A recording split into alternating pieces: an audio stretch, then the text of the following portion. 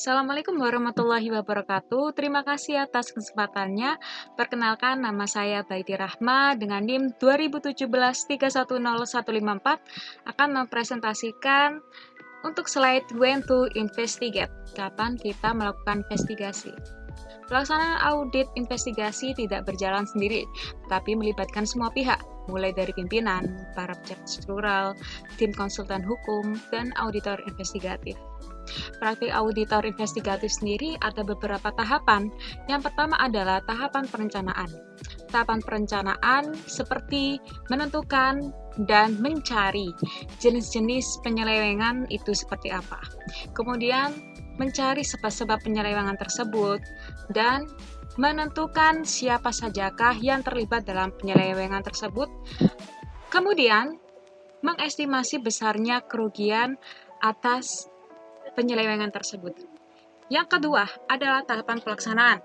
Tahapan-tahapan pelaksanaan itu meliputi inspektif, observasi, wawancara, konfirmasi, kemudian rekonsiliasi, penilaian kembali, pengumpulan bukti-bukti tertulis, sampai pada tahapan review analitis dan pemaparan.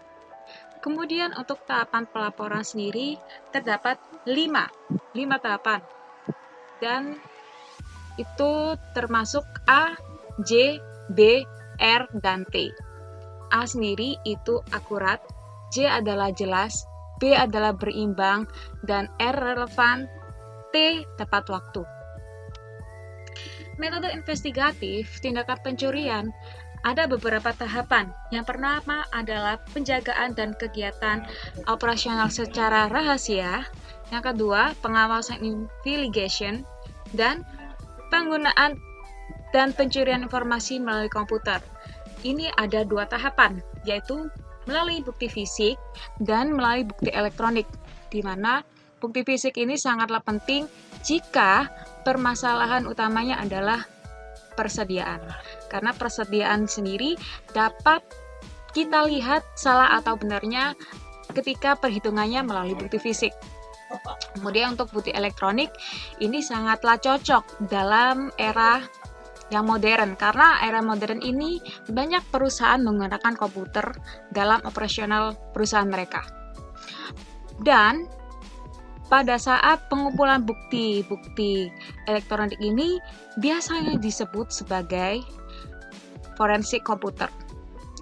Bukti-bukti elektronik ini dapat kita miliki, dapat kita dapatkan melalui beberapa tahapan. Yang pertama adalah mengumpulkan elektronik tersebut dan kemudian memperhitungkan dengan cara CRC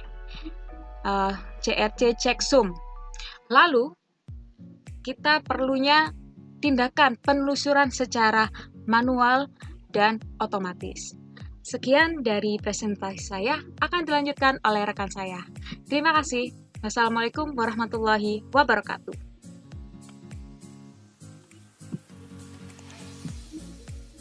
Akan melanjutkan presentasi dari rekan saya, yaitu mengembangkan bagan kerentanan. Saat ini penyelidikan penipuan seringkali berguna untuk mengembangkan teori rentan jenis penipuan yang mungkin terjadi. Siapa kemungkinan pelakunya, apa motivasi mereka, dan seberapa banyak yang mungkin diambil.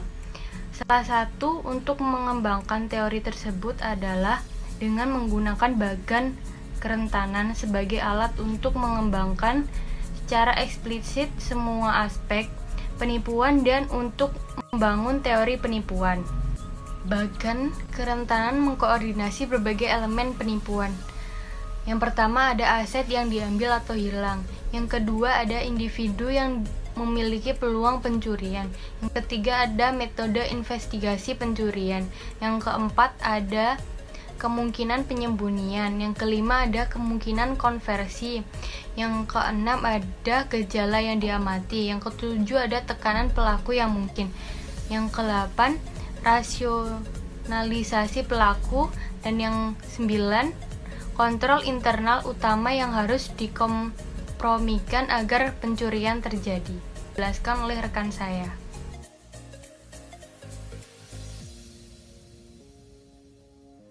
Terima kasih atas kesempatannya. Perkenalkan, nama saya Ayu Melia Putri dengan NIM 2017-310445. Di sini saya akan menjelaskan tentang operasi pengawasan dan rahasia. Operasi pengawasan dan rahasia atau penyamaran adalah teknik investigasi pencurian yang mengandalkan file indera, terutama pendengaran dan penglihatan. Surveillance atau observasi berarti menonton dan merekam suatu fakta fisik, tindakan, dan gerakan yang merupakan bagian dari penipuan.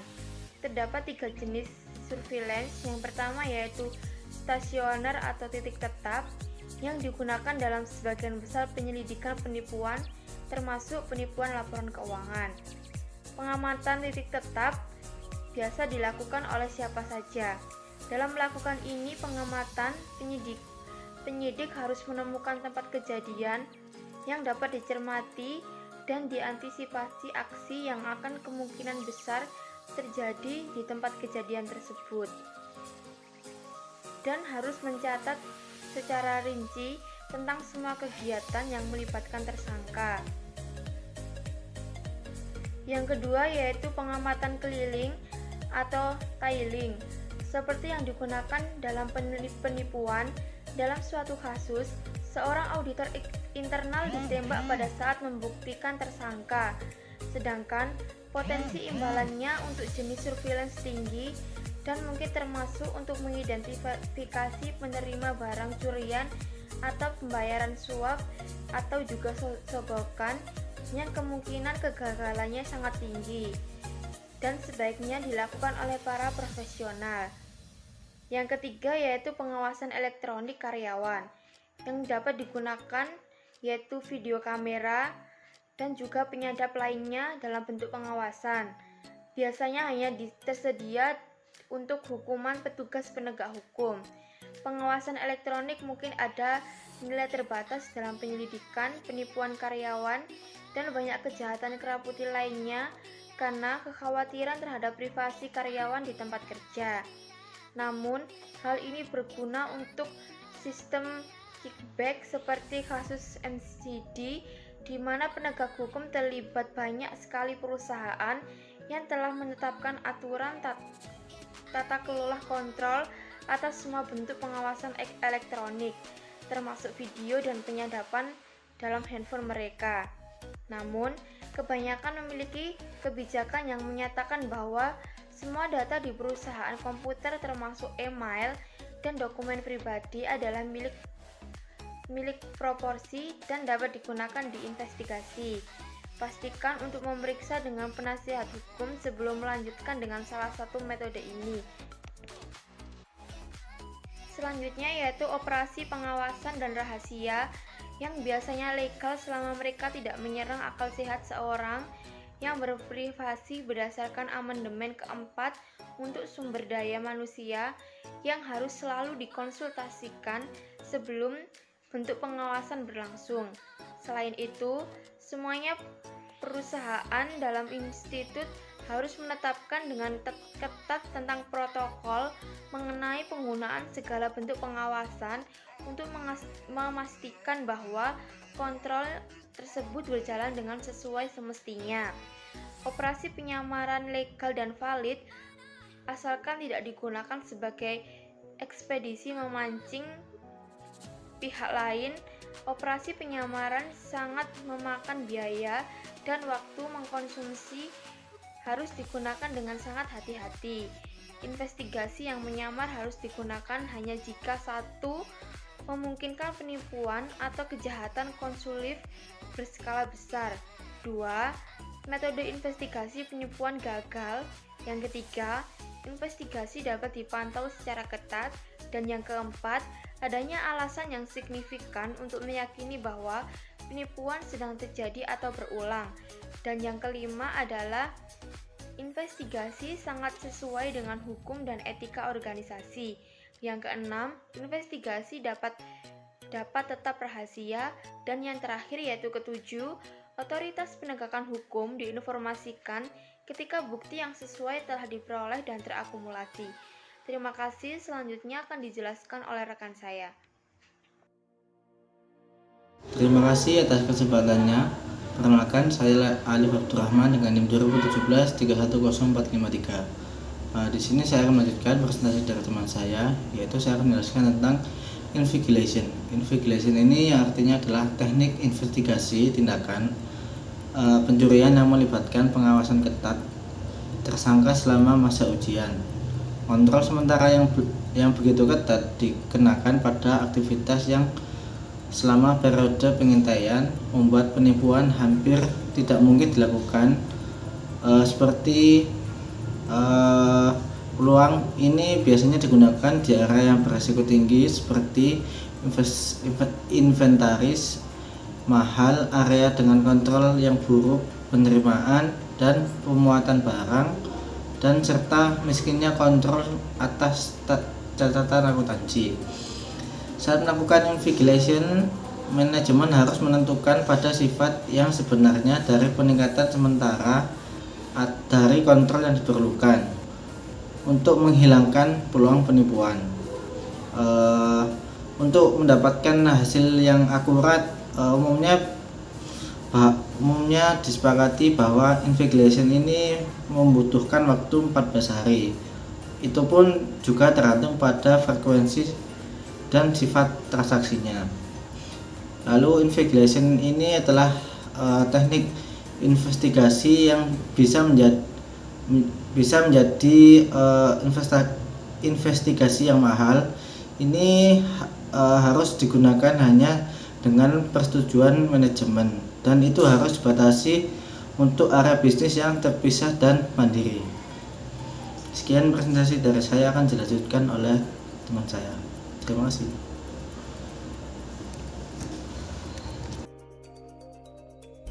Selanjutnya, nama saya Muhammad Taufikul Hafiz dengan NIM 2017-310731. Di sini saya akan menjelaskan tentang physical evidence atau bisa disebut juga dengan bukti fisik. Bukti fisik ini dapat digunakan dalam beberapa kasus, terutama untuk melibatkan inventaris di mana stok fisik dapat dihitung dan inventaris yang hilang dapat dicari. Namun ada beberapa hal kasus bukti fisik seperti peluru yang ditembakkan ke tubuh mayat lebih banyak dikaitkan dengan jenis kejahatan non penipuan seperti kejahatan properti, pembunuhan, pemerkosaan, dan perampokan. Sekian dari saya, akan dilanjutkan ke teman saya. Terima kasih. Assalamualaikum warahmatullahi wabarakatuh. Perkenalkan, nama saya Septia Dita Anggiarsinta dengan NIM 2020-970540 dari Sekolah Tinggi Ilmu Ekonomi YAI Jakarta. Terima kasih. Terima kasih atas kesempatannya. Sekarang saya akan memaparkan secara singkat mengenai penggunaan bukti elektronik dalam metode investigasi. Bukti elektronik atau biasanya disebut dengan komputer forensik merupakan salah satu jenis bukti fisik yang belakangan ini mengalami peningkatan signifikan dalam penggunaannya. Ada beberapa langkah-langkah proses umum untuk mengumpulkan bukti elektronik, yaitu diantaranya yang pertama ada amankan perangkat dan lakukan tugas awal. Maksud dari langkah pertama ini yaitu di dalam mengumpulkan bukti elektronik kita dapat melakukan penyitaan perangkat. Sebelum kita melakukan penyitaan perangkat, kita harus memastikan bahwa kita memiliki hak hukum dengan cara menanyakan kebijakan perusahaan dan penasihat hukum. Lalu selanjutnya kita dapat mengambil cuplikan memori aktif dari perangkat tersebut. Setelah itu, kita harus memastikan bahwa komputer dimatikan dengan cara mematikan daya ke mesin atau melepas baterai di laptop. Mengapa? Karena sebagian besar sistem operasi jika dimatikan, mereka akan menghapus file penting yang mungkin saja itu berisi bukti. Dengan memotong daya ke komputer, maka bisa dipastikan bahwa sistem operasi tidak memiliki kesempatan untuk memodifikasi file itu lebih lanjut. Lalu yang kedua yaitu cloning perangkat dan hitung CRC checksum. Setelah disk berada dalam pengawasan kita, maka kita dapat mengcloning dengan cara melakukan salinan bit untuk bit dari seluruh hard drive dan menghitung checksumnya. Checksum telah digunakan dalam kasus pengadilan untuk memastikan bahwa data tidak terpengaruh dan merugikan selama analisis. Lalu langkah selanjutnya mencari perangkat secara manual. Banyak penyidik melewatkan langkah yang paling jelas dan paling bermanfaat dalam analisis, yaitu mencari hard drive secara manual. Mencari lokasi umum ini secara manual seringkali dapat menghasilkan hasil yang mungkin terlewatkan oleh pencarian kata kunci. Selanjutnya yaitu paket perangkat lunak forensik. Paket perangkat lunak forensik dapat menuntun penyidik melalui seluruh proses yang sudah dijelaskan tadi dan memastikan bahwa langkah-langkah penting diikuti dengan benar, yaitu diantaranya adalah cloning, perhitungan CRC, dan kemampuan pencarian yang signifikan. Selanjutnya akan dijelaskan oleh rekan saya Indira. Terima kasih. Perkenalkan, nama saya Indira Mentari Putri, NIM 2020 970537.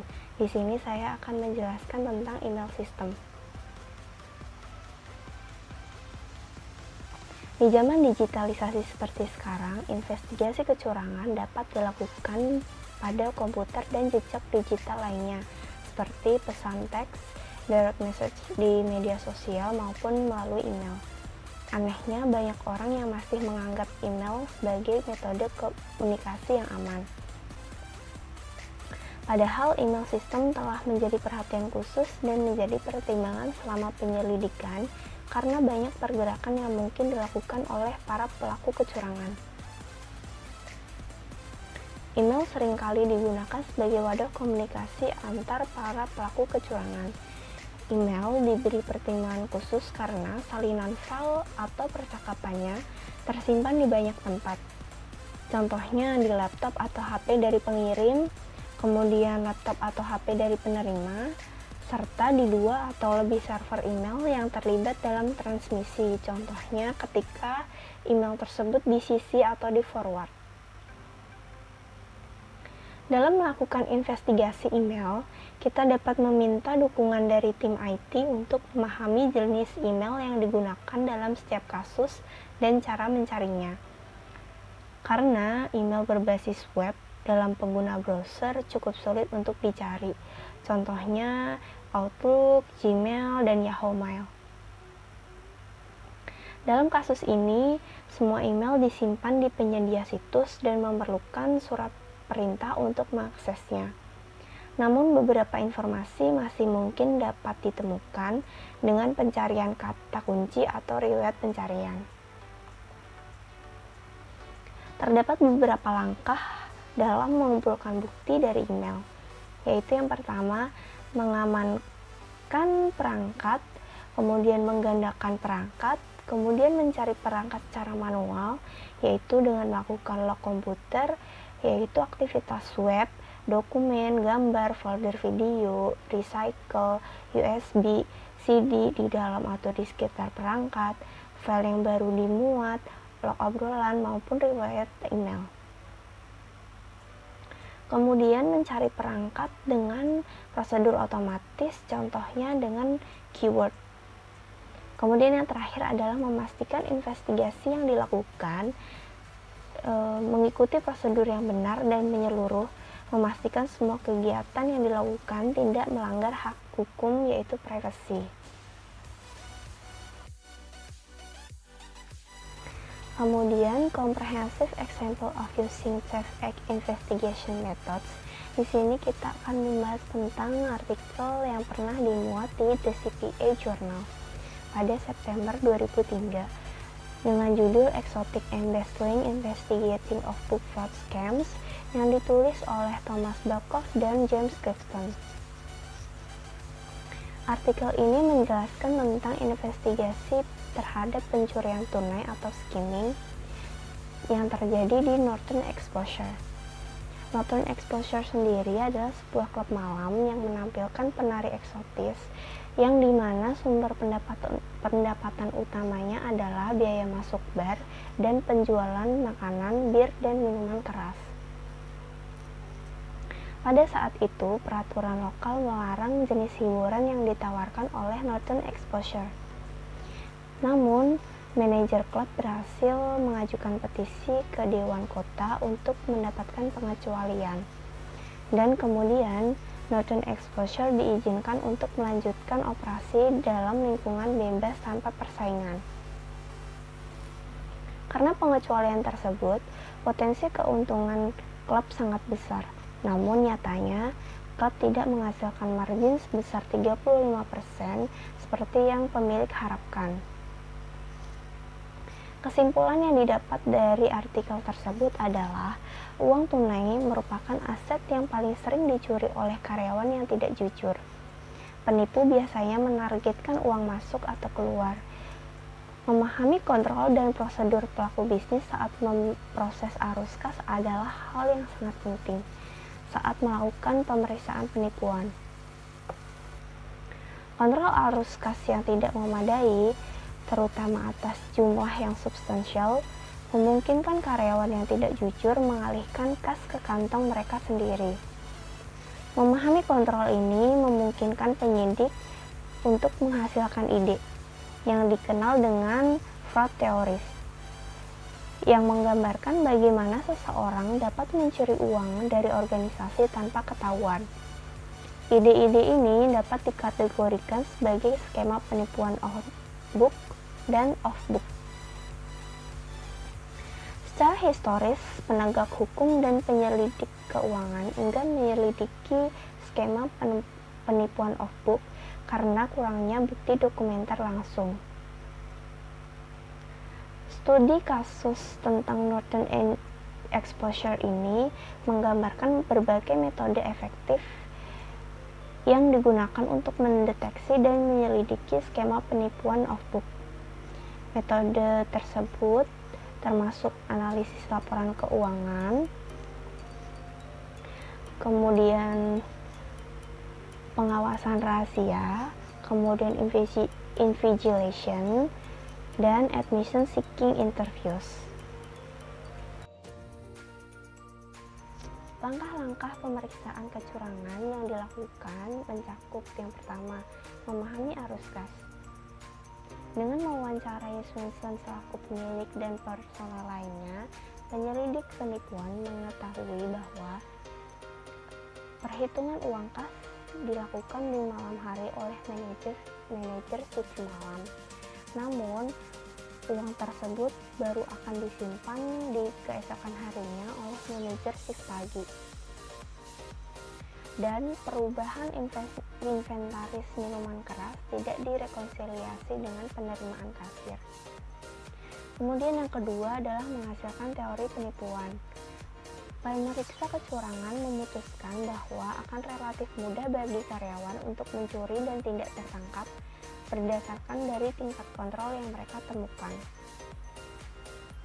Mereka mengembangkan teori penipuan sebagai berikut. Yang pertama adalah mengumpulkan dan mengevaluasi bukti. Pengawasan dengan menyamar dilakukan selama 7 hari. Ini dapat digunakan secara efektif untuk mengidentifikasi karyawan yang tidak jujur. Menyamar sebagai pelanggan, tim yang terdiri dari 6 penyelidik penipuan terlatih menghabiskan 40 jam seminggu di klub untuk mengamati aktivitas dan perilaku karyawan. Pengawasan ini mengungkapkan bahwa 90% dari mereka termasuk manajer secara teratur mencuri uang dari klub. Kemudian yang kedua, memperkirakan kerugian yang terjadi.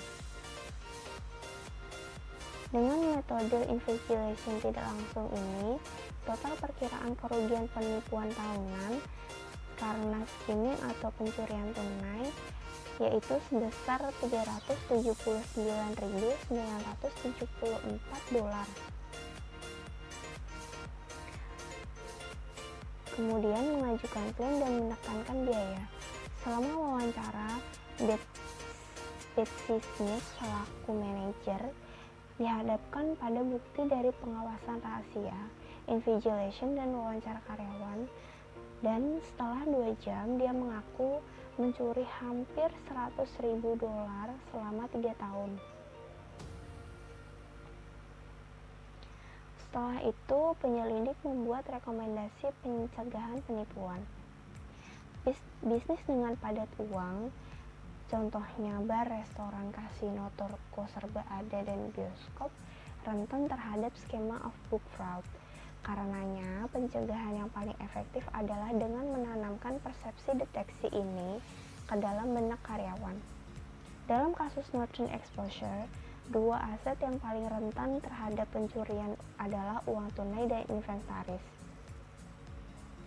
terutama inventaris bir dan minuman keras.